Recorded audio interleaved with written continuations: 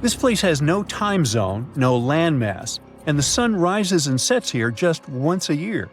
For over 400 years, since the era of King Henry VIII, thousands of explorers from all over the world were trying to reach this elusive spot, the North Pole. Some were hoping to find a northwest or northeast passage to China and the Indies, and others just wanted to see what it was like. In 1773, the British Royal Navy organized the first scientific expedition to the North Pole. Constantine Phipps volunteered to lead the mission. It was difficult for the two ships to move through thick ice, and they had to be towed using smaller boats. At some point, Phipps was ready to leave the ships as they saw a completely frozen sea. But in the end, they broke free from the ice and escaped into the open sea to return home without reaching the goal. In 1882, American explorer James Booth Lockwood managed to get closer to the goal than anyone else. By that time, at least 750 people in 42 expeditions had lost their lives trying to make it to the pole. On the 7th of September, 1909, the New York Times came out with a sensational front page. Peary discovers the North Pole after 8 trials in 23 years. Robert E. Peary, an American explorer, claimed to have reached the North Pole in April of the same year. But communication back then was slower than now, so the message had only reached New York by September. A week before the famous headline, the New York Herald had published its own front-page sensation. The North Pole is discovered by Dr. Frederick A. Cook. Cook, another American explorer, had vanished into the Arctic for over a year and had everyone convinced he reached the pole in April 1908, a whole year before Peary. It was tricky to provide evidence any of them had actually reached the goal back then. Their goal was constantly moving on sea ice, unlike the South Pole on steady land, so they couldn't just leave a flag or some other proof there. A travel diary full of details of the journey, including daily distances, the position of the stars, and the like, would probably do as evidence. But neither Cook nor Peary were able to provide any of this backup information. So each of them started a campaign to prove they were honest and trustworthy. Peary was mentioned as the North Pole discoverer until 1988. That's when the National Geographic Society revisited the evidence and found that his records really didn't prove his claim. Cook's claim was neither proven nor disproven. Australian-born British explorer Sir Hubert Wilkins went on his first expedition to the North Pole in 1913. That's when he got the idea to reach the goal by submarine. In 1931, he borrowed a special submarine named O-12 from the U.S. Navy. The future mission had 2 goals: to do scientific experiments while floating on ice and moving underwater, and to reach the North Pole by traveling beneath the ice. They planned to study the weather, take temperature measurements, and collect water samples from both the surface and the sea floor. The submarine Sir Hubert used was brought to a shipyard in New Jersey to be modified. They added the latest scientific equipment and changed the outside so the submarine could travel under the ice. On March 16th, the submarine left the shipyard to start its journey to the Brooklyn Navy Yard in New York. But even before leaving the Delaware River, they faced delays. A snowstorm forced them to stop at the Philadelphia Navy Yard, and they had to stop again to get more fuel. When the submarine was entering New York Harbor, a crew member who was just 27 years old fell overboard and drowned. The submarine was officially renamed Nautilus, and the grandson of Jules Verne, the author of 20,000 Leagues Under the Sea, which inspired the new name, was there to see it. Before starting their journey, the crew tested the Nautilus in different spots off the New England coast. They faced criticism and were already 2 months behind schedule, so they decided to head straight to England. During their trip across the Atlantic, they sailed into severe storms. On the 13th of June, the starboard engine broke down. Then, the port engine failed because it was overused. While crossing the Atlantic, Sir Hubert Wilkins kept radioing the submarine's position back to the United States. After both engines failed, they sent out an SOS. On June 15th, the USS Wyoming, a huge ship on a training cruise with naval students, reached the Nautilus. The Wyoming towed the broken submarine to Queenstown, Ireland, and then it was taken to Davenport, England for repairs. They had to wait for spare parts from the United States, which caused more delays. Once the Nautilus was fixed, they headed to Bergen, Norway, to meet the submarine science officers and get more equipment. One of the most important additions in Bergen was a diving chamber, which allowed them to lower scientific tools into the water through a special hatch. On August 5th, the Nautilus finally left Bergen and headed north to find ice floes. They had lots of delays because of mechanical problems and storms. One storm even made the submarine tilt at crazy angles. Finally, on August 19th, they saw the first ice floe. For a few days, they followed the ice's edge, looking for a good spot to dive. 3 days later, they tried to dive under the ice, but discovered that the submarine's diving rudders were missing. One diver went overboard to check and saw that someone must have broken off the rudders on purpose. This made Wilkins think that someone on the crew had sabotaged the submarine because they didn't trust the mission. Even without the rudders, Wilkins still wanted to do some of his scientific experiments. On the last day of August, they found a way to force the Nautilus under a 3-foot-thick ice floe. They had to fill the ballast tanks and adjust the trim. They managed to make more dives under this ice this way before the journey ended. After a few more days of trying to do research, Wilkins decided it was too dangerous to stay at sea. The Nautilus arrived at Svalbard, the Norwegian archipelago between mainland Norway and the North Pole, on September 8th, after going through the worst storm of the trip. They planned to go to a port in England, but another storm caused a lot of damage and made the engines fail, so they had to stop in Bergen again. After getting permission from the United States Shipping Board, the Nautilus was towed out of Bergen and sunk in a Norwegian fjord on November 13, 1931. In 1958, a U.S. submarine with the same name, Nautilus, became the first vessel that reached the North Pole by traveling under the ice. This Nautilus was much bigger than the submarines that came before it. It was 319 feet long and weighed 3,590 tons. For comparison, the other Nautilus was 175 feet long. Unlike other submarines, the new Nautilus could stay underwater for a longer time because of its special atomic engine didn't need air and only used a tiny amount of nuclear fuel. On July 23, 1958, it left Pearl Harbor, Hawaii on Operation Sunshine. There were 116 people on board: Commander Anderson, 111 officers and crew, and 4 civilian scientists. The Nautilus traveled north through the Bering Strait and only surfaced once at Point Barrow, Alaska. On August 1st, the submarine left the north coast of Alaska and dove under the Arctic ice cap. The submarine traveled at a depth of 500 feet, with the ice above it between 10 to 50 feet thick. At 11:15 p.m. on August 3rd, Commander Anderson told his crew, "For the world, our country, and the Navy, the North Pole." And the Nautilus went right under the North Pole without stopping.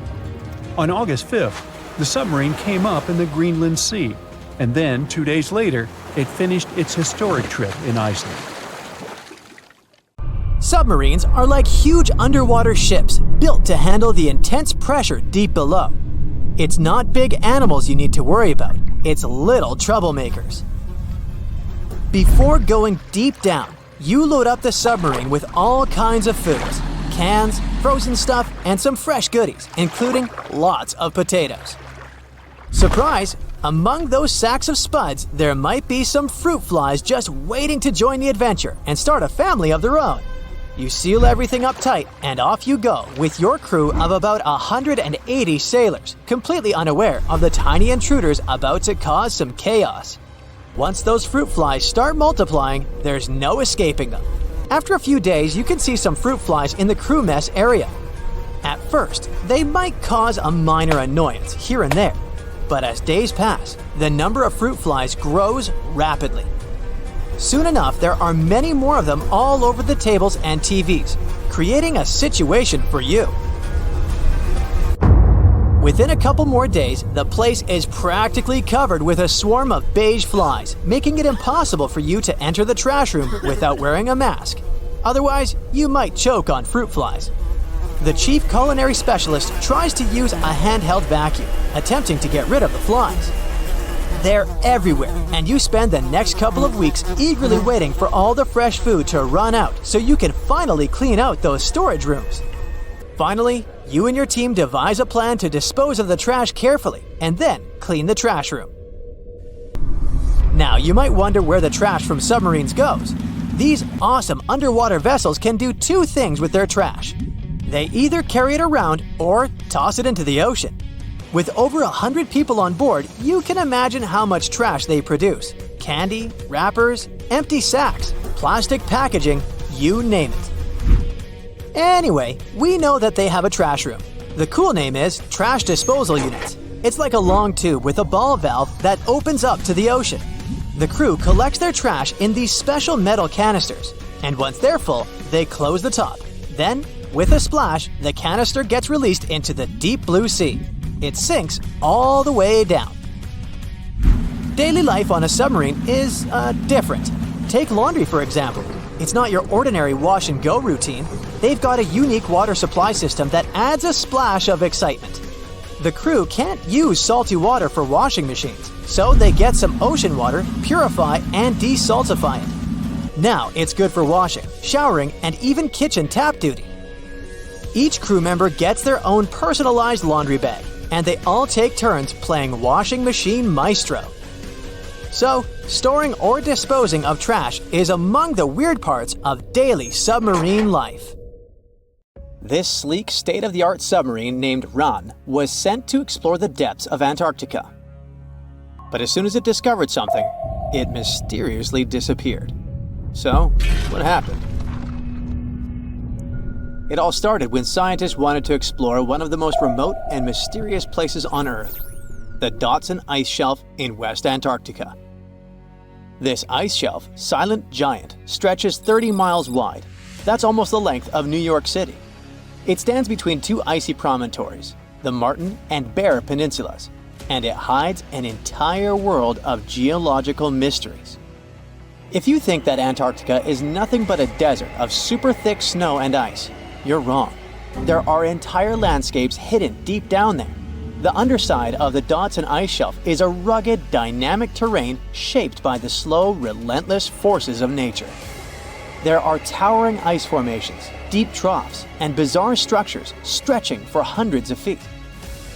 Scientists are super curious about it, but as you can imagine, this landscape isn't easy to explore at all. To find out more, we have to scan the area with satellites or try drilling through the snow, trying to collect the big picture, piece by piece. But these methods only gave us vague hints.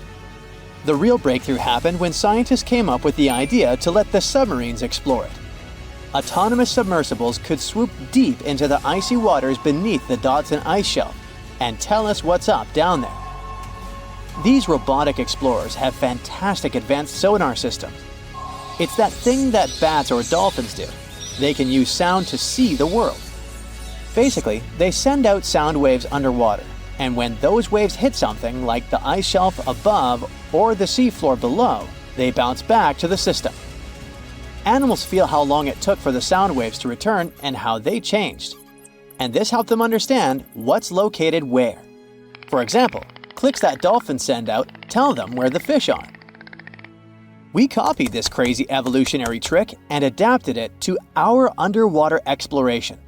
Only our version is much cooler, with a higher level of precision, so we created detailed maps of the environment.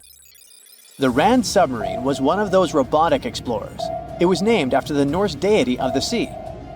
Ran had been meticulously programmed to navigate a treacherous landscape of Antarctica.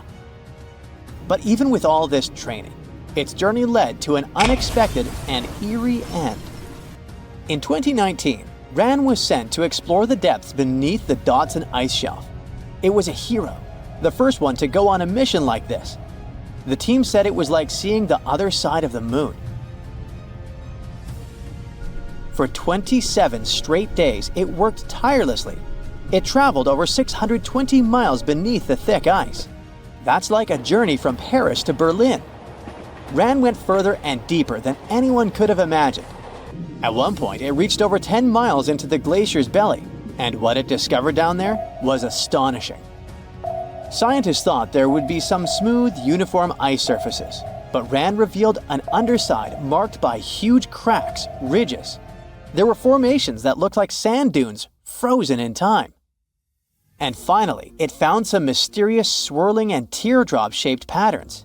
They all looked more like art than geology. This actually tells the story of ice shelves and the ocean around it. Warm water sneaks in under the ice and melts it from below. Sometimes it smooths the ice out, but other times it carves out these weird, uneven shapes that look like patterns and drawings. And some of these shapes are huge, over 1,300 feet long. That's about 3.5 football fields. The reason why they look like swirling doodles is because the Earth spins. It makes the water turn in special ways, bending the shapes and drawing these spirals. It's called the Coriolis effect. Imagine you were on a merry-go-round and tried to throw something like a ball. It would go in a curve, not a straight line. Same thing happens with the water on Earth. Later, scientists found similar patterns in other Antarctic ice shelves, though they weren't as epic as the ones under Dodson. But Ran also discovered something horrifying. Turns out that these warm waters, aside from being great artists, are also a huge danger. The Dodson ice shelf isn't just hanging out serenely on the sea. It's part of a very delicate system and acts as a protective barrier that holds back huge glaciers in West Antarctica. The ice shelf is floating on the ocean, but it's still connected to the land. As warm water sneaks underneath it and the ice melts, the Dodson can't hold on to the land as tightly anymore. The protective barrier starts to weaken, and this lets the glaciers behind it move faster into the ocean. When those glaciers flow into the sea, they add more water, which could cause sea levels to rise, eventually changing our coastlines. Rand stumbled upon huge pockets where the ice was melting at alarming rates, all due to powerful underwater currents. It was like seeing a ticking clock on the glacier. The stakes were high, but luckily the submarine was ready. This time, it managed to return.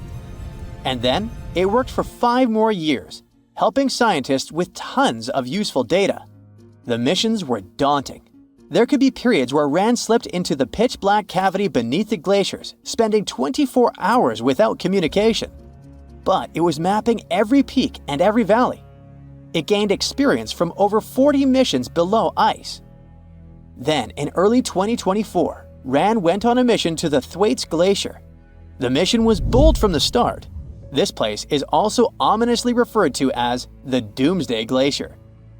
It's called that because it's slowly melting and has the potential to raise sea levels worldwide if it collapses, causing catastrophes everywhere. That's why Rand was dispatched to explore its underbelly, a place that had never been mapped so intricately before. The idea was to uncover the glacier's secrets, study how rapidly it was melting, and why. This was Rand's second time exploring Thwaites. During the previous visit, it became the first sub to ever map the glacier's underside. Rand was exploring the depths from 650 feet to 1,650 feet.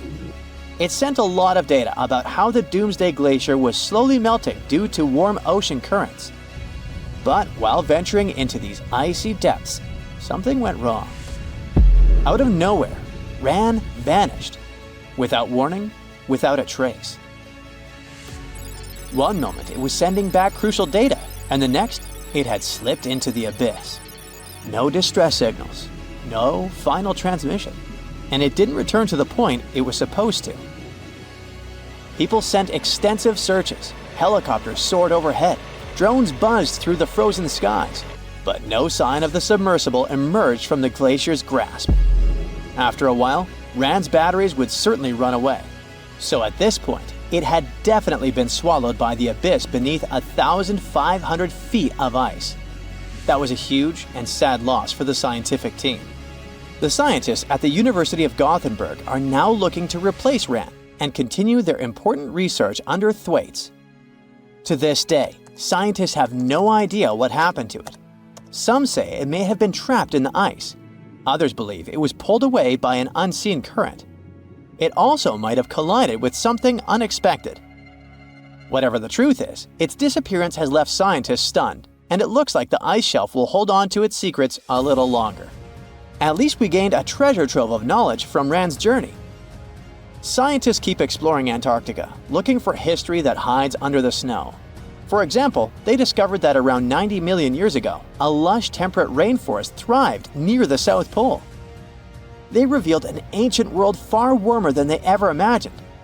Deep in Antarctica, they unearthed fossilized roots, pollen, and spores preserved in the soil. All this shows that there was a swampy rainforest that flourished despite months of polar darkness. All these discoveries changed our understanding of Earth's climate, both in the past and the future. Its ruins lie somewhere in the darkness of the ocean depths, covered in seaweed, damaged by the ravages of time. The city of Atlantis allegedly existed 12,000 years ago. Then it sank, and over centuries, people have been passing stories about it. Many think it was just a regular island, but so many legends tell about a powerful empire. Atlantis supposedly was one of the wealthiest and most fascinating cities of its time. Your breath would have been taken away if you had stepped through its central gate. Amazing decorations and towering marble statues were all over the place. The rumor has it, the entire city is under the water now. Some people believe that it's on the seabed somewhere in the Bermuda Triangle. Some even claim that an underwater pyramid in the Atlantic is somehow responsible for all those planes, people, and boats that mysteriously disappear there, and no one can track them later. The story says that in the late 1960s, there was a group of treasure hunters that came across the ruins of an ancient city. It happened during one of their diving expeditions in the Bermuda region off the coast of Miami. They spoke about the intriguing remains of the city and mentioned a glass pyramid they also stumbled upon there. They claimed it was bigger than any other pyramid, even those discovered in Egypt. Of course, those were just stories. But unusual things do happen in that area. For example, volatile water currents or a strong vortex that occurs from time to time. The Bermuda Triangle is one of the best spots for researchers to explore. They go there to study minerals, the seabed, and the Gulf Stream. They study how the ocean influences weather. The geological structure of the planet's crust, deep down under the ocean floor, is especially interesting. The deepest point in the Atlantic Ocean lies in the Bermuda Triangle. Researchers have done a lot of studies and drilling there to find out what lies a couple of miles beneath the seabed in that area. There's an awesome variety of seabed landforms in the Bermuda Triangle. You can hardly see anything like that anywhere else on Earth, especially if you keep in mind that this is a relatively small ocean region. Look at this shelf with shallow banks. There are also plateaus, plains, and deep-sea trenches. If you believe the Bermuda Triangle is some sort of a trap, you're not wrong, considering its complex geological structure. There are a couple of groups of seamounts in the eastern and northern regions of the triangle. They're mostly unnamed. Some of them are up to 650 feet high. At such heights, they would be considered regular hills on the surface. But by ocean standards, these so-called underwater hills are like small mountains. They're either elliptical or round. You can see that if you take a look from above. There are more seamounts in the Pacific than in the Atlantic Ocean. The underwater world in the Atlantic is less diverse than in the Pacific, unless we're talking about the Bermuda Triangle. The limestone platform that forms the bottom of the triangle is nearly 3.7 miles deep, and this entire thick layer consists of the remains of small ancient creatures. In 2019, a big group of geologists published an article where they claimed that the triangle formed as a result of strong volcanic activity. For years, people believed there were ancient, long-extinct volcanoes that brought the Bermuda Islands from the sea bottom. So, one theory says the Bermuda Islands formed because there were disruptions in magma flows. Pieces of ancient plates that were already in the mantle went up to the surface, and then they mixed. That's how many volcanic islands in the oceans could form. Knowing this, science fiction writers let their imagination run wild. They told stories about scary creatures and mystical cities, or islands, hidden deep down beneath all those layers. All these mysterious stories encourage people to create their own theories. In the 15th century, A well-known man named Christopher Columbus was on what would later become one of the greatest and most important expeditions ever. He was one of the first people to tell stories about a mysterious region that was later called the Bermuda Triangle. This area was first known as the Somers Isles, named after British naval hero and privateer George Somers. But Spanish explorer Juan de Bermudez discovered the island in 1505, and that's when the area got the name it has today. So, Columbus mentioned some pretty strange sightings within the area, starting with a light similar to that of a candle moving up and down in the distance. He immediately warned his crew and asked them to look at the light, which kept vanishing and reappearing. He spoke about stars that seemed to move around in the sky. The needle of their compass went crazy too. But the most unusual thing he claimed he had seen was an unknown glowing object coming out of the sea and shooting toward the sky.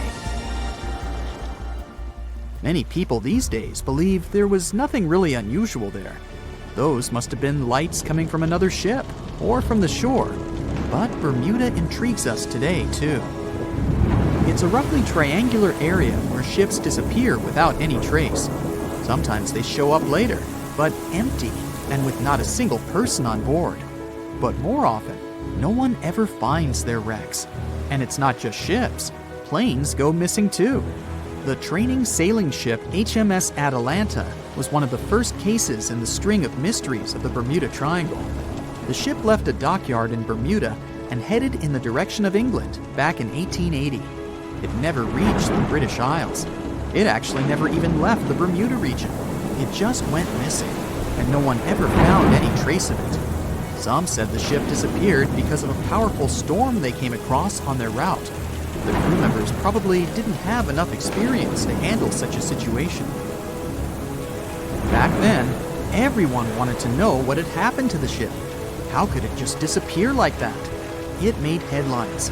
People were coming up with all kinds of possible theories about what could have happened.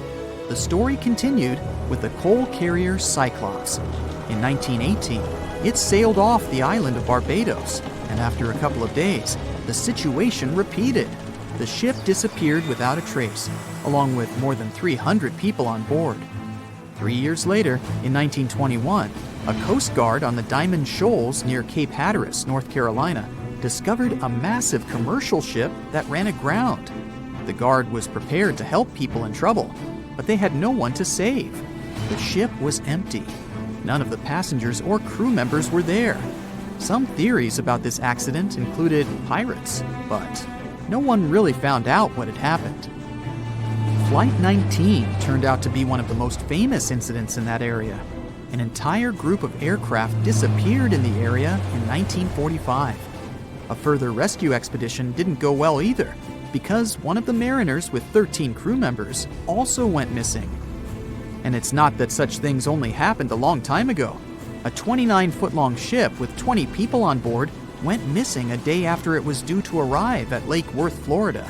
There were neither any records of the ship nor any distress signal. The search mission involved boats and aircraft and lasted 84 hours. The rescue team covered an area that was nearly 2 times the size of the entire state of Massachusetts, but still nothing. The Bermuda Triangle is a place of great mystery, but the islands are a perfect spot for travelers. It's an excellent place if you're into golfing, for example. So, if you're lucky, you might easily run into some famous golf players or celebrities while there. And here's something interesting for music fans. John Lennon got inspiration for nearly 25 of his songs on one of these fascinating islands. More than 50 ships and 20 planes have disappeared here since the middle of the 19th century. You won't find this place using an ordinary paper map, since it's not an official region of the Atlantic Ocean.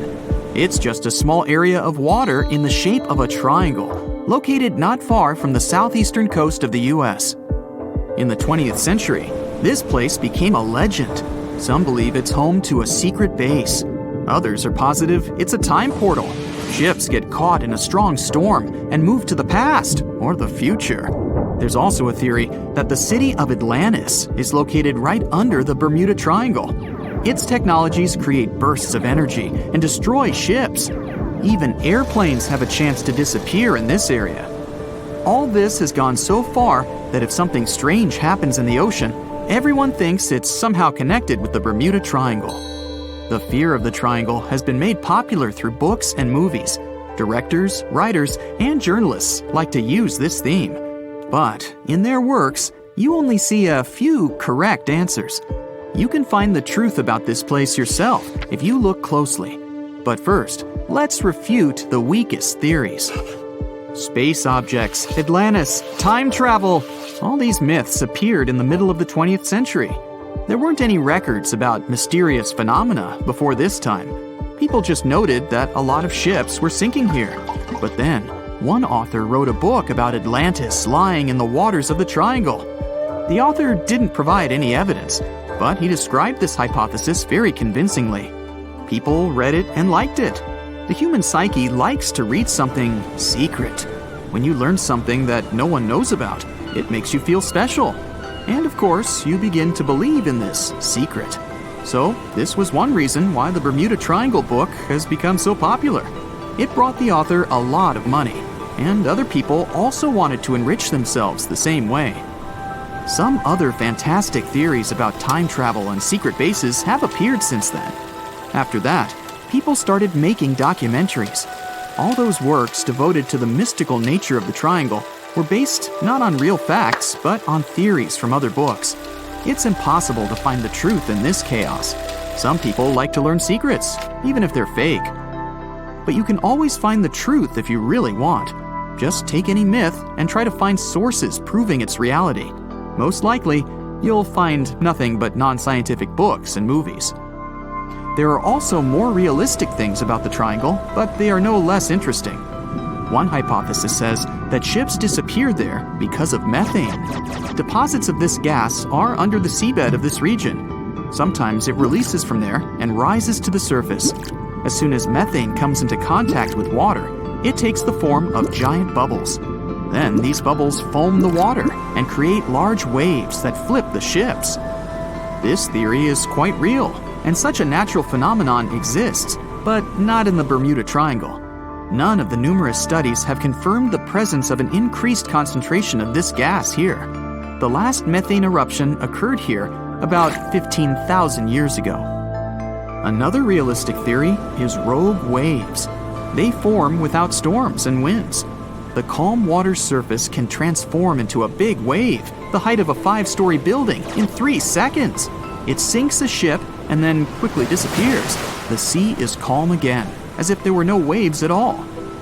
Some scientists believe a surface sea current colliding with a strong headwind creates this phenomenon.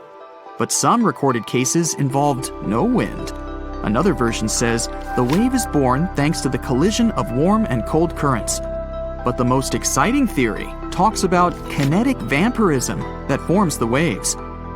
Under certain natural conditions, waves get the ability to exchange kinetic energy.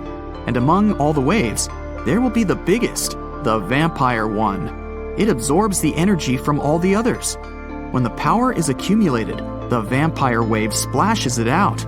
This explains the force of the impact and its sudden disappearance. All theories seem logical, but scientists still can't figure out the nature of this phenomenon. Yes, rogue waves can carry ships underwater, but not only in the Bermuda Triangle. They rarely appear in all the waters of the world's oceans. So let's move on to the next theory. Some of those who sailed through this place reported their navigation devices had become unstable. The compass and electronics broke down. The signal and radio communications were lost. We need to look at the triangle from space to find out the reason. If you use special sensors and devices, you'll see that the Earth's magnetic field is weakened above the Bermuda Triangle. This field is a shield that protects us from solar radiation. The ISS astronauts said that the triangle gets more of the sun's particles than any other part of the planet. Therefore, electronics are unstable in this area. But such failures don't occur with satellites and other space objects flying within our planet's atmosphere. Areas with a weakened magnetic field appear all over the world, and they hardly ever disrupt navigation. This means that ships and planes work stably in such conditions. But all the same, A compass doesn't work correctly in the triangle area. Could it be that some magnetic anomaly affects the navigation systems? This theory was quickly refuted. Scientists regularly check the magnetic map of this region and don't find any deviations from the norm. The reason for the unstable functioning of a compass is not an anomaly. The Bermuda Triangle is one of the few places on the planet where the true north and magnetic poles coincide. True north is the geographical North Pole. The magnetic pole is constantly moving around the globe directly to the north. Sometimes these poles collide and cause such a phenomenon as agonic lines. If you fall under this line, your compass will behave strangely and won't point you to the true north. That's why so many ships disappeared in this place at the beginning of the 20th century. People used an ordinary compass. They didn't have modern navigation technologies, and the misfunctioning of the compass could have led to disastrous consequences. Imagine that you're a ship's captain in, let's say, 1901. Your compass is guiding your way. You know you always need to sail north to get to land. Then you get into the Bermuda Triangle. You look at the compass and notice the arrow position has slightly changed. Now you need to move in another direction. This direction is the wrong one, but you don't know about it yet. You take the wrong path and end up in the Caribbean region. This area is full of tiny islands, and the seabed is not deep here. Your ship gets on a shoal. You're stuck and have no idea where you are. That's how some ships disappeared in this region. But if you had GPS, you wouldn't have lost your route and would have sailed safely to land. By the way, now, in the 21st century, you can use a compass here without problems, since the magnetic North Pole doesn't meet the true one on the territory of the Bermuda Triangle anymore. The agonic lines are somewhere else right now. But still, for some reason, ships get lost here. And now we come to the most unexpected solution to the Bermuda Triangle problem. Yes, boats sometimes disappear in this region. And the reason for this is water, ocean, nature, call it whatever you want. Unfortunately, ships sink all over the world. Don't be afraid of just one triangle. There are places in the Atlantic Ocean territory where more boats disappear, and the Bermuda Triangle is not even in the top 10 of them. But why does no one know about them? Well, it's because people wrote fairy tales about one particular place. One of the most popular ship routes of the Atlantic passes through the Bermuda Triangle. Can you guess where most shipwrecks occur statistically? In a place with many sailing ships. That is, in this region. The only true statement about the Bermuda Triangle is frequent storms. But even bad weather and a raging sea doesn't always sink ships. Also, hurricanes often form in the Triangle territory. The Bermuda region has high atmospheric pressure. This pressure diverts storm clouds away towards the Triangle. Strong winds and large waves can sink ships, and lightning flashes can damage planes, but this is not unique. So don't blame the Triangle for all the problems. It's a beautiful and picturesque place that attracts many tourists. As an experienced sailor and the first man to ever sail non-stop on his own around North and South America, Matt Rutherford has seen a lot during his voyages. But what he saw in 2013 while sailing through the waters of the Atlantic with his colleague surely stands out. Some 800 miles off the coast of Bermuda, not far away from the famous Bermuda Triangle, they noticed a boat that seemed to be moving by itself. The sails weren't up and the motor wasn't running. The sailors decided to check if there was someone who needed their help aboard, so they moved closer to the mysterious ship. Once they got there, things only got weirder, as they realized there wasn't a living soul aboard. Rutherford started filming to document their discovery. The boat looked so awfully abandoned that they expected to find some pretty scary things in there. But it didn't stop Rutherford from searching the vessel. The boat, which turned out to be named Wolfhound, looked like an upscale one, probably costing hundreds of thousands of dollars. It was pretty weird to find it floating by itself in the middle of the ocean. It seemed like whoever abandoned it was leaving in a rush. There were clothes and other personal belongings all over the main cabin. Some parts of the ceiling had fallen and some drawers had popped open. The brave sailors decided to tow the ghost ship back to Bermuda. It wasn't easy because Wolfhound was bigger and heavier than their boat. After days at sea, the crew was running low on fuel and asked a passing freighter to stop and give them some gas. They kept pulling Wolfhound until the tow line got wrapped around the rudder and they realized they could get stranded in the Bermuda Triangle. So they had to abandon the ship.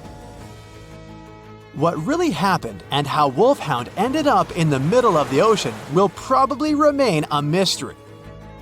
Rumor has it that it belonged to a member of the Royal Irish Yacht Club.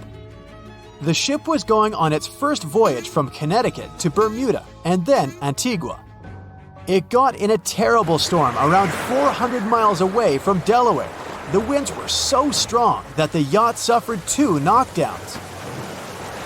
A Greek cargo ship rescued the crew. They left the ship with an emergency beacon on.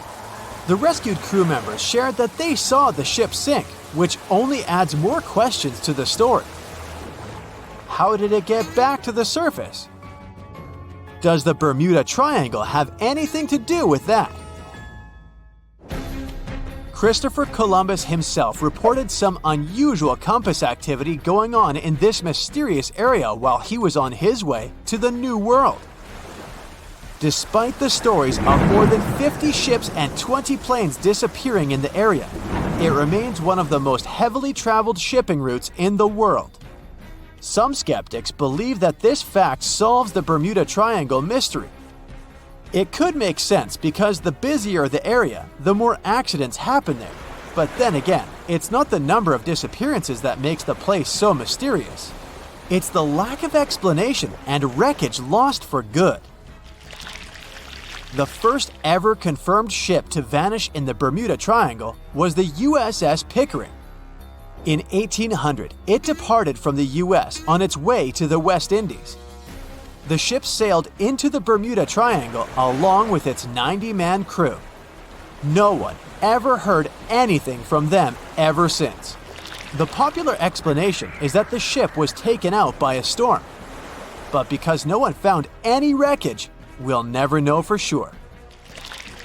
The largest ship that has ever disappeared in this mysterious area was the USS Cyclops.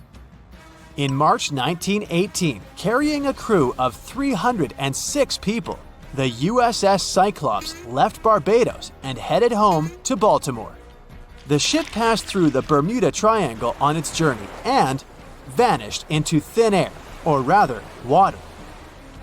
The Cyclops never sent any distress signal and disappeared without any explanation or trace. The Bermuda Triangle isn't the only place in the world where ships go missing or mysteriously resurface. One of the most famous ghost ship stories would be of SS Bechimo. The large cargo steamer was built in Sweden. On October 1st, 1931, it got caught in pack ice. The crew decided to wait it out and managed to break free after a couple of days, only to get trapped again in less than a week. This time, they didn't manage to make it out. A rescue team went by air to save 22 of the crew members. 15 other members stayed in a wooden shelter they built not far away from the ship. Their plan was to wait out the winter and get back aboard. At the end of November, a strong blizzard was rushing through the area. When it was over, Bechimo seemed to have gone away with the storm. The captain decided it must have broken and sunk. But a few days later, a local hunter informed them that he had seen the ship around 45 miles away from their camp. The crew managed to find the ship and took the most valuable cargo from its hold. They had fears that Bechimo wouldn't live through that rough water, but it did manage to survive after all. Once the ice was gone, it floated away and ended up drifting along the shores of Canada and Alaska. Many people reported seeing the ghost ship in an open sea. Some even tried to board it to save the ship, but the weather didn't allow it to happen. The last time someone saw SS Bechimo was in 1969. 38 years after its crew had left it. It could still be drifting somewhere in the ocean. The story of MV Hoita happened in the South Pacific. The ship was originally a wooden luxury yacht. After serving for 20 years to various owners, it became a merchant ship. In 1959, it set on a trading voyage that was supposed to last around 2 days. When it didn't reach its destination on time, no one was worried at first as things happen in the open waters. After another day, and no distress signals from the Hoita, it was obvious that something serious was going on with it. There were 25 people aboard, and their families wanted to find them. A search and rescue crew worked for 6 days looking for the ship, or at least its wreckage, in an area of nearly 100,000 square miles. That's 1.5 times as big as Florida. Sadly, the mission had come back with no results. It seemed like Hoita had disappeared without a trace. A month later, another merchant ship noticed Hoita drifting in the ocean, miles and miles away from its original route, and none of the crew members or passengers were on board. The cargo had also disappeared. The lifeboats were also gone, so the people must have escaped the ship hoping to save themselves. It turned out that the crew had been trying to get help as they tuned the radio to the International Distress Channel. But the damaged cable didn't let them send the signal any further than 2 miles.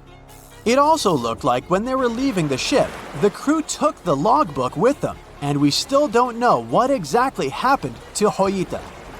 Family members of those who were on board are still looking for answers. One professor claims it must have been a corroded pipe that leaked and flooded the vessel, but we'll most likely never know for sure. In the Pacific Ocean, near Japan, there is an area nicknamed the Devil's Sea. It's believed to be one of the 12 vile vortices around the Earth. Some people claim that vile vortices have weird things going on in them because the pull of the planet's electromagnetic waves is stronger there than anywhere else. The most famous ship that disappeared in the area was a fishery patrol vessel in 1952. The ship went there to investigate the vessels that went missing previously and disappeared along with 31 crew members. Scientists who don't believe it was a mysterious disappearance blame the underwater volcano eruption for what happened. What's the most mysterious and blood-chilling place on Earth? The first thing that comes to mind is most likely the infamous Bermuda Triangle. This area has earned its spooky reputation after swallowing numerous ships and airplanes, which then disappeared without a trace. But is this place really so terrifying? Let's ask scientists. But first, I'll tell you a story or two. One of the most infamous disappearances in the Bermuda Triangle was Mary Celeste. The ship was found adrift in the Atlantic Ocean on December 4, 1872. It was days after its journey began. Captain Benjamin Briggs with his wife and a 2-year-old daughter were heading from New York to Genoa in Italy with some important cargo. Besides the family of the captain, there were 7 other crew members on board the ship. Days later, a British ship, Dei Gratia, came across Mary Celeste by accident. Strangely, the ship was floating under a partial sail. Everything on board was intact. There was nothing strange with this situation, except for one thing. There was nobody on board the ship. And the lifeboat was missing. There were no traces of people on the ship. It couldn't be a pirate attack since all the belongings of the crew, as well as the cargo, were untouched. Theories like an undersea earthquake, an attack of a giant squid, or a natural disaster can be ruled out as well. They just don't fit. It was a clear day. The ship was in perfect condition. Why would people leave it and never come back? Whatever the reason, neither the crew nor the lifeboat has ever been found. It was November 29, 1925, when the SS Cotopaxi left Charleston, South Carolina, and headed for Havana, Cuba, carrying a big load of coal and 32 crew members. The story has it that several days later, the steamer ran into a severe storm, got water in its hold, and started to list dramatically. On December 1st, the ship sent out a distress call, and since then, nothing has been heard from the crew ever again. The ship was believed to have vanished into thin air until it was found 95 years later. Scientists found SS Cotopaxi, and it turned out there was nothing mysterious about its story. At the moment, the ship lies at the bottom of the ocean about 35 miles away from St. Augustine, Florida. Researchers are also sure that the ship did send a distress signal during a storm, which most likely led to the sinking of the vessel. USS Cyclops was a huge carrier ship that used to supply fuel to the American fleet. On January 8, 1918, heavy and full of manganese ores, the ship departed from Rio de Janeiro and headed for Baltimore. Being only a couple of years old, the ship wasn't supposed to experience any problems. All 309 people on board felt safe and calm. But this feeling turned out to be deceptive because somewhere around March 4th, 1918, the ship disappeared into thin air without sending a distress call or indicating it was having problems in any other way. In the history of the US Navy, this case remains the accident that caused the largest loss of life at a time. SS El Faro was a much more recent disappearance. This cargo ship left Jacksonville, Florida on October 1st, 2015 with 33 crew members and tons of vehicles, trailers, and containers on board. The huge vessel was supposed to deliver its load to Puerto Rico, but something went wrong.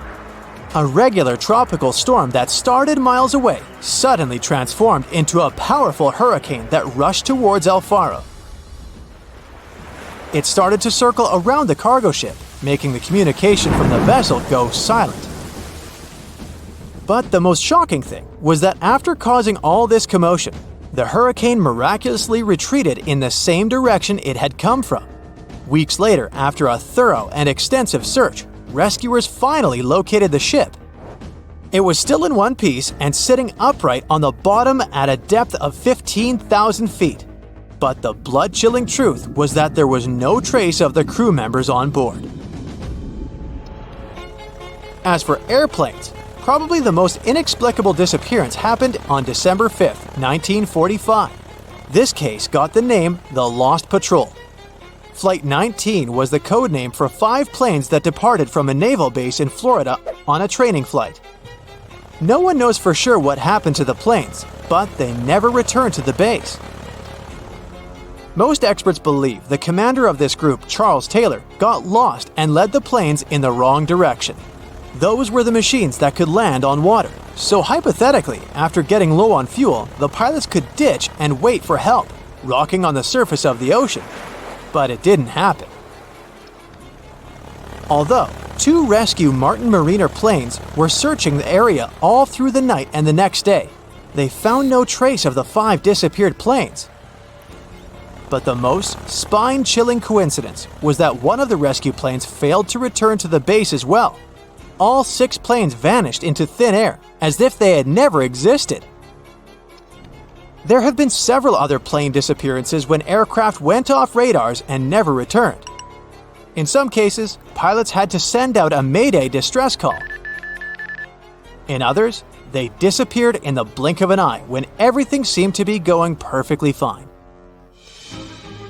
Of course, over the years, there have been loads of theories trying to explain the phenomenon of the Bermuda Triangle. For example, some researchers believe that ships and planes crash and disappear in the area due to methane gas. And it has indeed been proven that in some areas of the ocean floor, there are massive storages of this gas. Therefore, when gas gets released into the water, the process can sink ships and make planes crash. Potentially, it can happen so fast that a craft in distress doesn't even have time to send SOS. The theory of a wormhole is preferred by those who love sci-fi. In short, a wormhole is a space-time shortcut. While the existence of wormholes hasn't been proven yet, This doesn't stop some people from believing that this phenomenon is what causes vanishings in the Bermuda Triangle. Another sci-fi theory is based on the interface of space civilizations. It's quite convenient to blame such disappearances on extraterrestrial forces. Though why they would choose exactly this area for their abductions remains unknown. Waterspouts, or simpler, tornadoes in the ocean, are said to have been spotted in the Bermuda Triangle. This weather phenomenon raises water many feet up into the air. Potentially, this can make a ship disappear with ease. The human error theory may sound rather disappointing for those who love mysteries, but some are sure that all the crashes and disappearances in the Bermuda Triangle happen due to people's mistakes. There are too many confusing islands that are hard to distinguish from one another, as well as difficult weather conditions there. And now, let's see what modern-day scientists have to say. Disappointingly, they claim there's no mystery in the Bermuda Triangle whatsoever. The loss and disappearance of planes and ships is just a fact of probabilities. Researchers are sure that there's no evidence that in the Bermuda Triangle, mysterious events occur more often than in any other well-traveled large region of the ocean. The sheer volume of all that traffic in an area that is pretty hard to navigate gives us such unsettling statistics. But on a percentage basis, the number of vessels and aircraft missing in the Bermuda Triangle is the same as anywhere else in the world. And what theory do you believe? Can we estimate how many ships and airplanes were lost in the Bermuda Triangle? Have their disappearances resulted from human error or weather phenomena? Let's try to find out. We have a curious story of the SS Cotopaxi. This ship vanished in 1925, traveling from Charleston, South Carolina to Havana, Cuba. It never reached its destination. Years later, in the 1980s, a wreck was found 40 miles off St. Augustine, Florida. Since specialists could not precisely determine what and where it came from, they nicknamed it Bear Wreck.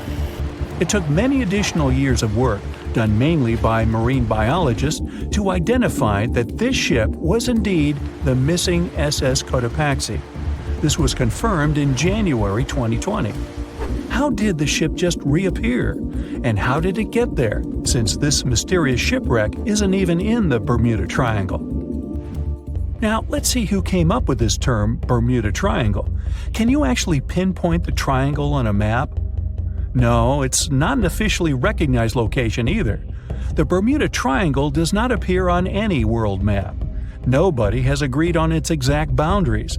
There are only assumptions with approximations of the entire area, ranging between 500,000 and 1.5 million square miles. By all approximations, the region has a vaguely triangular shape. In 1964, an American author named Vincent Hayes Gaddis first came up with the idea when writing an article for Argosy magazine. He used the Bermuda Triangle to describe a triangular region that has destroyed hundreds of ships and planes without a trace. It is pretty hard to get the number of lost ships and planes because some ships and aircraft have gone missing without leaving a trace. Their wreckage in the region has not been recovered, but the recorded stories should help us. Legends about the Bermuda Triangle date back to the 15th century, like that of the Italian explorer Christopher Columbus. When sailing through the Atlantic waters, he passed by this location in the late 1400s. In what we now know as the Bermuda Triangle, he saw a huge flame that seemed to just crash into the ocean. Later, he saw an unusual light flashing in the distance at the exact location. Like many other sailors since then, his compass had severe malfunctions. Flight 19, a Navy plane on a routine schedule back in 1945, also started the Bermuda Triangle legend. It was commanded by Lieutenant Charles Taylor, and it's recorded that he just got lost in the triangle for no reason. Since pilots had no GPS back then, they had to trust their compasses and keep track of how long they'd been flying in a specific direction and their speed. Shortly after completing the task, both of the compasses on board stopped working correctly. Records found after the plane's disappearance also indicate that Taylor didn't have a watch on that particular day. The initial report stated that pilot error was to blame for this unfortunate event.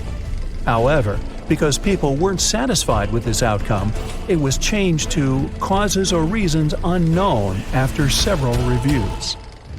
One surviving pilot named Bruce Guerin suggested he went through an electronic fog while passing above the triangle, making him travel through time. In 1970, when this incident happened, he was flying his aircraft when it was surrounded by two huge clouds that formed a whirlpool and spiraled. Like many others before him, he noticed that his navigation devices were malfunctioning. When he eventually made it out of those clouds, he discovered that his flight had only taken 35 minutes. It should have taken 75 in total. Since he had no other reasonable explanation for what he went through, he believed he must have been pushed forward in time. It's not only strange-looking clouds that have been seen above the Bermuda Triangle. In 2014, a pilot recalled almost colliding with a flying object that he could not identify whatsoever.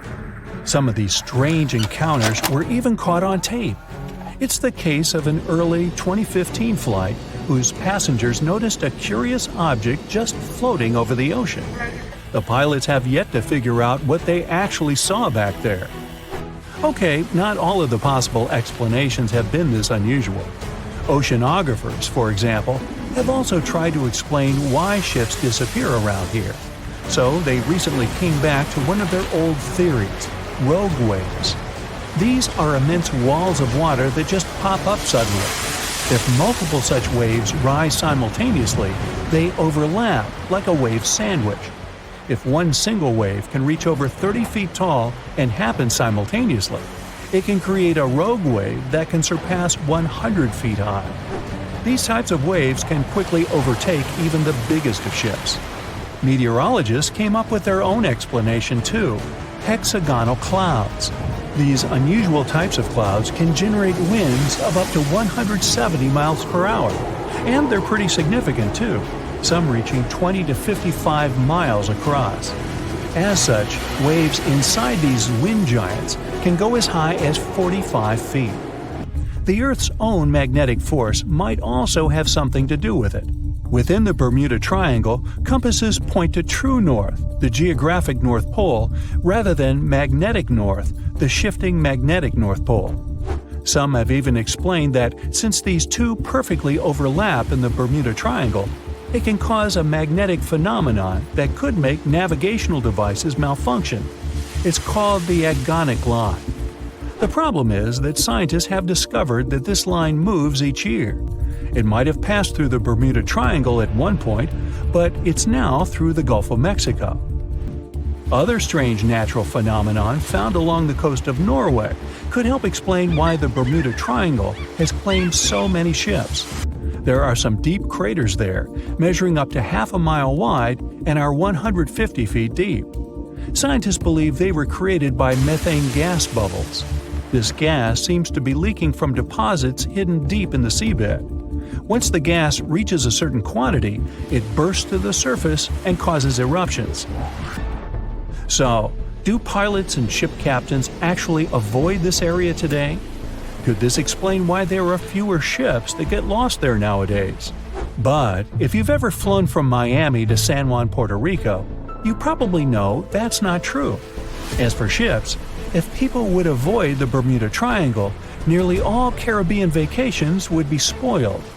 To this day, there are a lot of flights that go over the Bermuda Triangle, so it's clear nobody is avoiding it. This place is one of the most heavily traveled shipping lanes in the world. Nowadays, the Bermuda Triangle has heavy daily traffic, both by sea and air. But the Bermuda Triangle is indeed subject to tropical storms and hurricanes that happen very often. Let's also keep in mind that the Gulf Stream, a strong ocean current that causes sharp changes in local weather, passes through the Bermuda Triangle. Besides, the deepest point in the Atlantic Ocean, the Milwaukee Depth, is also located in the Bermuda Triangle. The Puerto Rico Trench reaches almost 27,500 feet at the Milwaukee depth. So, if you think about it, the whole mystery is a perfect combination of human error, bad weather, and a lot of ship traffic. This was confirmed by data provided by the U.S. Coast Guard. If you look at percentages, the number of ships or planes that go missing in the Bermuda Triangle isn't different from anywhere else. Disappearances do not happen more often than in any comparable region of the Atlantic Ocean. Official statistics say around 50 ships and 20 airplanes have vanished while traveling through this region. So that's another reason why the total number is so hard to pinpoint. Nobody could describe its rescue in official records if a boat was reported missing. There are also some events that, it turns out, didn't happen at all, adding to those false reports, like that of a plane crash back in 1937 off Daytona Beach, Florida, that local papers surprisingly revealed nothing about. It was the wealthiest and most beautiful city ever to be seen. Stepping through its central gate alone would take your breath away with its elaborate decorations and towering marble statues. Everywhere you'd look, you'd find yet another marvel of civil engineering and cultural prowess. Yes, the lost city of Atlantis was truly the pinnacle of ancient civilization. That is, if it ever existed.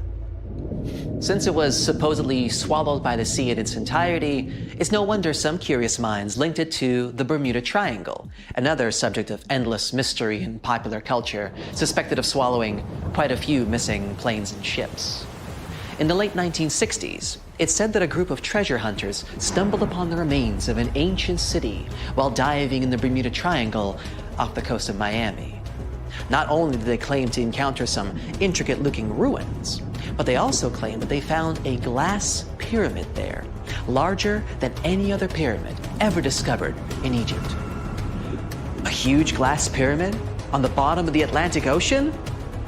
No, that story turned out to be a hoax. Nevertheless, we do know that strange phenomena are still happening in the Bermuda Triangle, like volatile water currents or even the occasional vortex. When anyone mentions the Bermuda Islands, this mythical triangle is often the first thing that comes to mind, due to all the mysterious disappearances or unexplained malfunctions. But there's a lot more to this territory than one mysterious triangle. Let me tell you about it, just in case you might want to visit. For a time after its discovery, Bermuda was briefly known as the Somers Isle, named after George Somers, a British privateer and naval hero.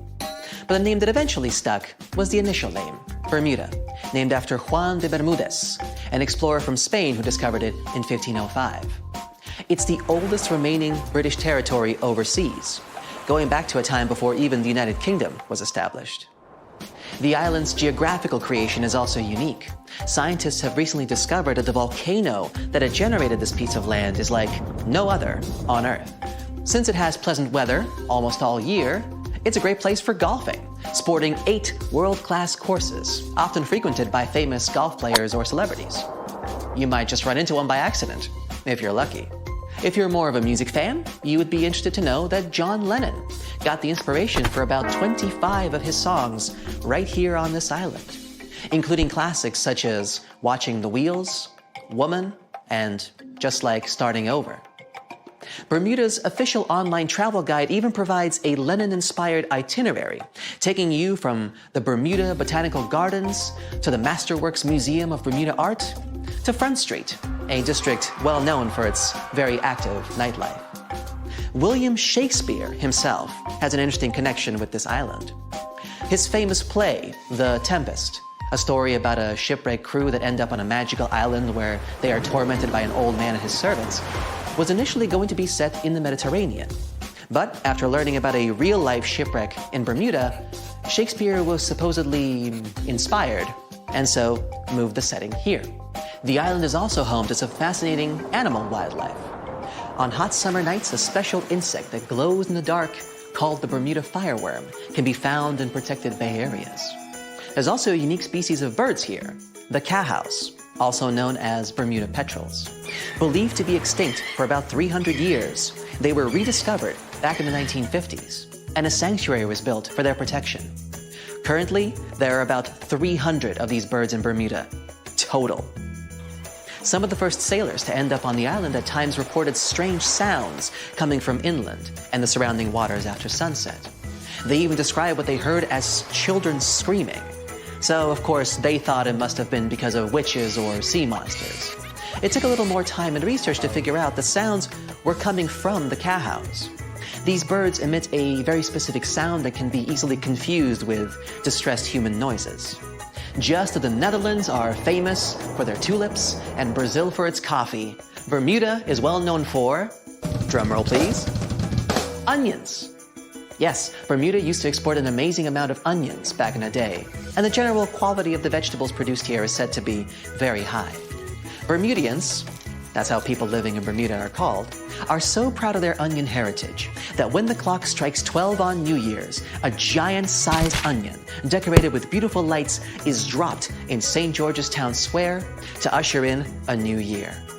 This is a big part of Bermudian tradition, as their onion heritage is a point of pride for the Bermudian people. The community of Bermuda is known to be tight-knit and to be very friendly and sociable.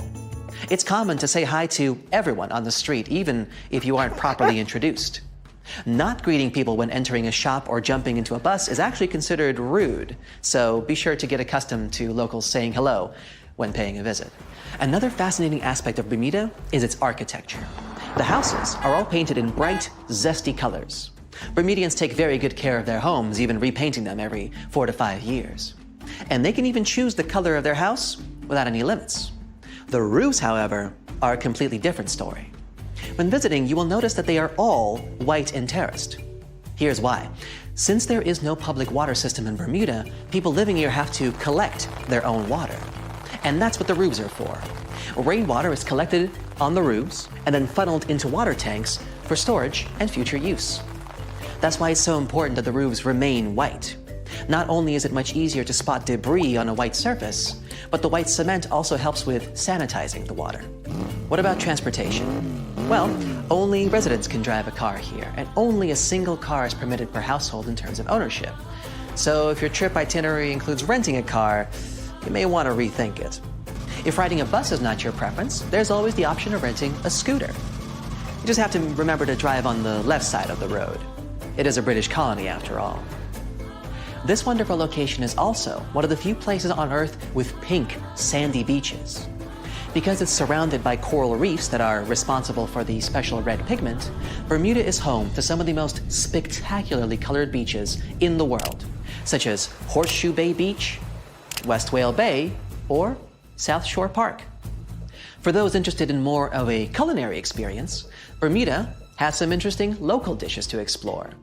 Its geographical location and the fact that it's surrounded by water mean that most local courses are based on fish and seafood.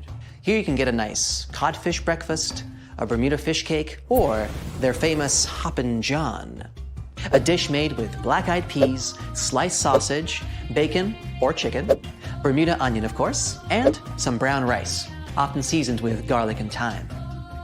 They do this last one for special occasions, like in January, during the Bermuda Restaurant Weeks, a culinary festival that you'd better not miss if you love a good feast. For a place to chill with a fantastic view, Bermuda offers 2 historic lighthouses, each with its own delightful peculiarities. To get to Gibbs Hill Lighthouse, for example, you would have to make a long pilgrimage up 185 steps. There's no elevator to get you there, so be sure you're properly hydrated before starting the journey. The panoramic view of the ocean, however, will make up for all the effort. There is also St. David's Lighthouse, which is known as an ideal spot for whale watching. Particularly in March and April, humpback whales generally pass through these waters as they travel north to their feeding grounds in Canada. The National Museum of Bermuda also provides an array of unique experiences, such as the Dolphin Quest. Through this program, tourists have the opportunity to view, meet, and interact with dolphins in a sheltered, natural ocean lagoon environment. Searching for the best hidden Instagrammable spots? Then Crystal and Fantasy Caves is the place for you. They were actually discovered by accident in 1907. 2 young boys, Carl Gibbons and Edgar Hollis, lost their ball while playing cricket. When one of the boys went down a hole to get the ball back, he discovered this magical place full of crystal formations surrounding a beautiful lake. Crystal and Fantasy Caves attract a huge number of tourists each year, and through a number of recently constructed bridges, they are now more easily accessible. Be sure to wear comfortable shoes, though. There's lots of other geographic, historic, and cultural attractions I could talk about, but I think you get the gist. Bermuda is a lovely and vibrant island paradise that offers so much more than conspiracy theories about missing planes and lost cities. The weather is pleasant, the people are friendly, and there's so much to do on this beautiful island. So what are you waiting for? Book a flight today! Just a suggestion, of course. Not a lot of people have heard of this mysterious body of water named after famous English explorer Sir Francis Drake. Even though Drake himself never sailed through these waters, one of his ships did pass near this location and discovered a connection between the Atlantic and Pacific Oceans. That's how the area got named the Drake Passage in 1578. Soon enough, the passage became known for some mysterious disappearances. It got the reputation of being the roughest and most unpredictable stretch of water in the world. It's now known for its strong winds and rough seas, with waves that can reach up to 60 feet in height. The passage also has powerful currents with speeds never seen before. Does it sound like a good start to an adventure book? Sure, it doesn't make the place any less real. If you ever decide to travel between the southern tip of South America and the southern tip of the Antarctic Peninsula, you will come across the infamous Drake Passage. We call this place the Drake Passage today, but locals still believe it should be named after Spanish explorer Francisco de Oces. He was a Spanish navigator who, in 1525, led the first known European expedition to navigate the Drake Passage. The trip was part of an attempt of Spain to find a new route to the Spice Islands in the East Indies. Oces and his two ships, the San Lesmes and the Santiago, sailed through the Strait of Magellan and into the Drake Passage, where they encountered treacherous weather and rough seas. Despite the difficulties, they successfully navigated the passage and became the first Europeans known to have done so. However, the expedition failed to find a new trade route, and the crew returned to Spain with no significant discoveries. Some years later, in 1616, another ship captained by Dutch navigator Willem Schouten made one of the most successful voyages through the Drake Passage. Despite the difficulties of navigating the often turbulent seas, eventually, the Drake Passage became an important part of international trade routes in the 19th and early 20th centuries. But this dangerous area holds many secrets. The record of one of the most famous events that happened here takes us back to the year 1914. During that time, a British explorer named Shackleton wanted to travel to Antarctica with 27 men split between two ships. Those were named the Endurance and the Aurora. The explorers wanted to check out two routes that reached the continent. But in 1915, the Endurance got stuck in ice while crossing the Drake Passage and was slowly crushed. Shackleton and his crew had to leave the ship and could only gather some personal belongings. The Endurance eventually sank, and the crew had to survive on ice for a while. The mission changed from exploring to surviving, and only in 1916 all the men were rescued. The Aurora suffered a similar fate. It also got stuck in ice, and 3 men were lost at sea before the rest of the crew was rescued in 1917. For many years, the ship Endurance was thought to have been lost forever.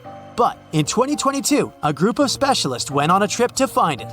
They left from Cape Town, South Africa on February 5th. The leader of the group said it was most likely the most difficult shipwreck search in history.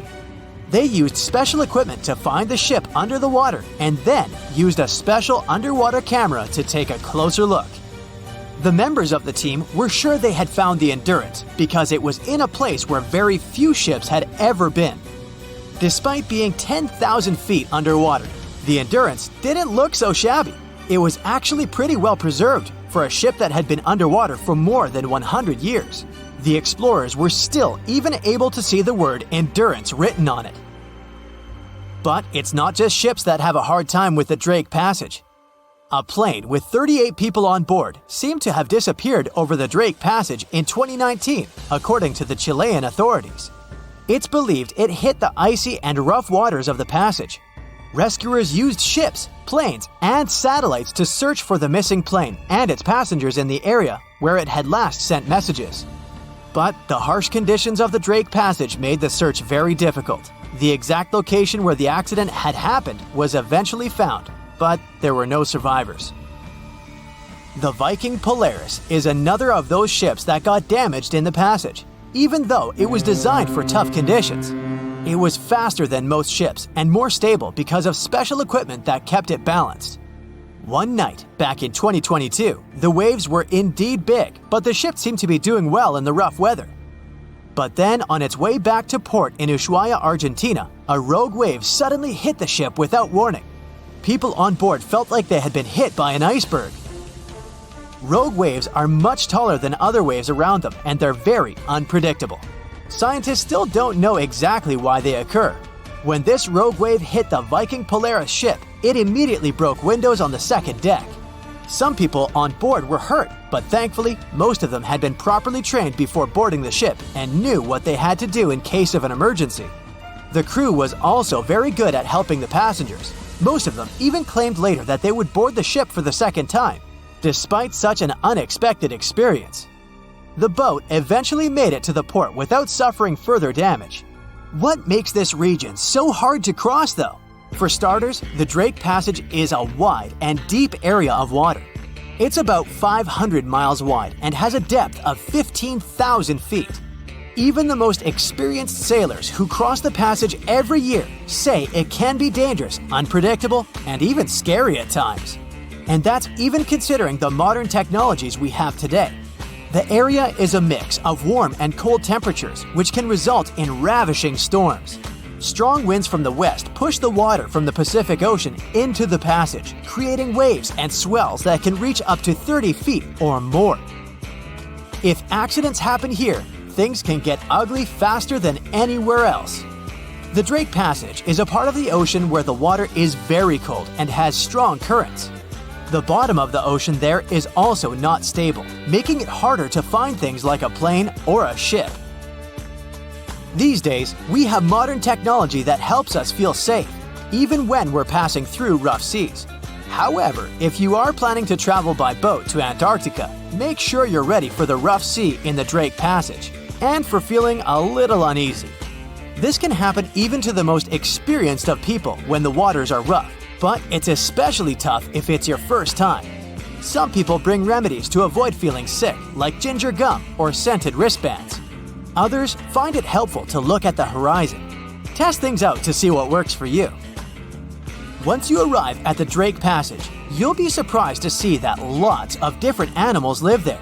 You can see many types of dolphins, birds, whales, and penguins. The water in the Drake Passage is also good for small animals like plankton, krill, which bigger animals such as whales, penguins, and seals generally have on their daily menus. As you get closer to Antarctica, watch out for the South Shetland Islands. These might be the first pieces of land you'll see. They're also located in the Antarctic Peninsula and were first discovered in 1819 by British explorer William Smith. The South Shetland Islands are home to severe active volcanoes, including Deception Island and Mount Fenton.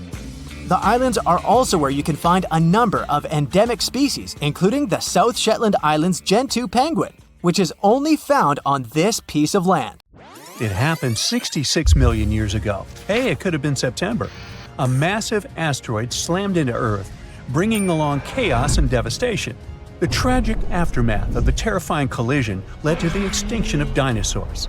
Yes, I'm talking about the Chicxulub asteroid that left a massive crater in Mexico and changed life on Earth forever. And now, it turns out it wasn't the only cosmic rock to hit our planet during that time. Scientists have just confirmed there was another asteroid. This second space rock wasn't as big as Chicxulub, but it still packed a punch.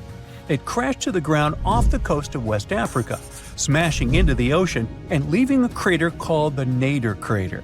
And tell you what, it wasn't a small splash. The impact was so powerful, it triggered a whole tsunami. It was more than 2,600 feet high, almost as high as the Burj Khalifa, the tallest man-made structure in the world. But how did we come to the conclusion that there was a second impact? Well, this researcher spotted the Nader crater in 2022. Dr. Nicholson was looking for some high-tech scans of the ocean floor when he noticed a massive 5.5-mile-wide depression under almost 1,000 feet of water. Well, he thought it could be an asteroid impact crater, but at the time, the evidence he had wasn't solid. But now, scientists have confirmed that this is the real deal. A second asteroid did hit Earth during the dinosaur extinction era. Now, let's see how they figured all this out. For one thing, there were those super high-resolution 3D seismic images. They allowed researchers to peel back layers of the ocean floor and get a crystal-clear look at the crater. It was like going from a blurry old ultrasound to the kind of 3D scans where you can see every little feature. Their findings confirm that the crater was left by an asteroid, somewhere between 1,500 to 1,640 feet wide. And it didn't just create a hole in the ground. The impact was so intense that it produced a central peak, formed escalating ridges around the crater, and even left a damage zone that stretched out for thousands of miles. Using those super detailed images, the scientists have managed to reconstruct what happened right after the asteroid hit the surface of our planet. First, it slammed into the ocean, creating an initial bowl-shaped crater. As the shockwave spread, the seabed was shaken so violently that it triggered landslides, and the soft sediment surrounding the crater collapsed inward, creating a noticeable brim. As you already know, the impact also triggered a tsunami, and it was so shockingly powerful that its waves didn't just go outward, they actually turned back towards the crater, leaving huge scars on the ocean floor. And this wasn't just one big wave. No, it was a whole series of them, a train of tsunamis smashing everything in their path. Now, this second asteroid impact is a huge deal for scientists. It's a rare opportunity to study a marine impact crater in such incredible detail. There are only about 20 confirmed marine craters in the world, and none of them have been captured with this level of precision before. Plus, this data allows scientists to test new ideas about how craters form in water. You see, unlike craters on land, marine craters are hidden under layers of sediment, which makes them tricky to study. But with this new 3D imaging, we can look at the crater in all its layers. It's like slicing into a cake to see what's inside. Dr. Nicholson and his team are now dreaming of drilling into the crater and recovering samples from deep below the ocean floor. This would allow them to measure the shock pressure during the impact and figure out what happened in the minutes, hours, and days following the collision. Of course, the Chicxulub asteroid is still the star of the show when it comes to the dinosaurs' extinction. This space traveler was giant, somewhere between 6 and 9 miles wide. It hit Earth at a devastating angle, sending vaporized rock and gas into the atmosphere. It caused an impact winter that lasted for 15 years, because all that stuff blocked out the sun and plunged Earth into darkness. Now, probably the most intriguing thing is that some experts think the Nader asteroid might have been a chunk that had broken off from Chicxulub before it hit Earth. It's still just a theory, but if true, it could mean that Earth got hit by a double whammy from space. Now, let's travel back in time to the year 1908 in Siberia. Look around. You see nothing but trees and rivers. And suddenly, a huge object, around 150 to 300 feet in diameter, dashes through the Earth's atmosphere. Is it a comet? An asteroid? Scientists aren't sure.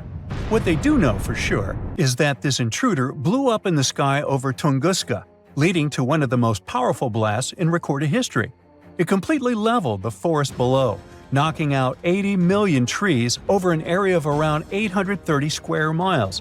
And that's an area larger than that of cities like Los Angeles or New York.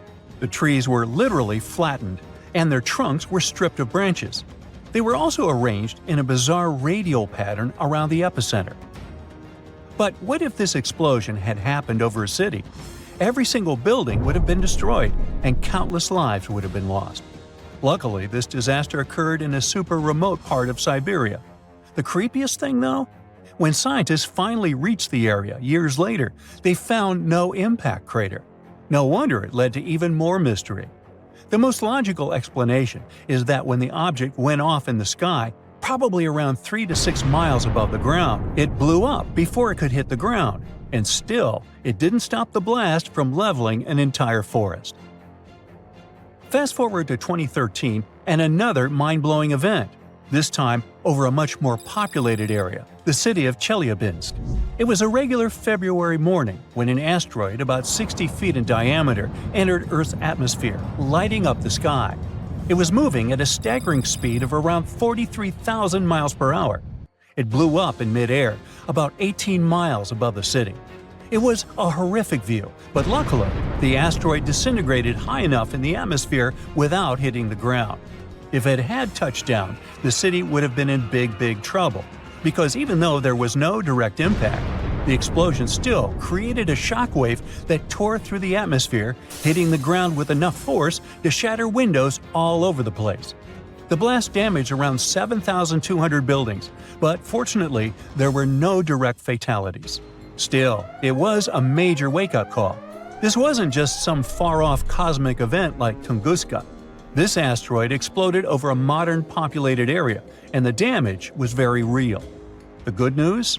Scientists are getting better at spotting such objects before they get too close. Space agencies around the world, like NASA, are tracking near-Earth objects to figure out which ones could pose a risk. But as we can see from these two events, sometimes space rocks can still sneak up on us. And while the chances of a major impact are low, the stakes are really high. At the moment, there's one asteroid that NASA is keeping an eye on. It's called Bennu, and it's about the same size as the Nader impactor. Bennu is considered one of the most hazardous objects in near-Earth orbit. According to NASA, there's a small chance it could hit the Earth between the years 2178 and 2290, and the biggest risk date is September 24, 2182. But don't freak out just yet. The odds of the impact are only 1 in 2,700.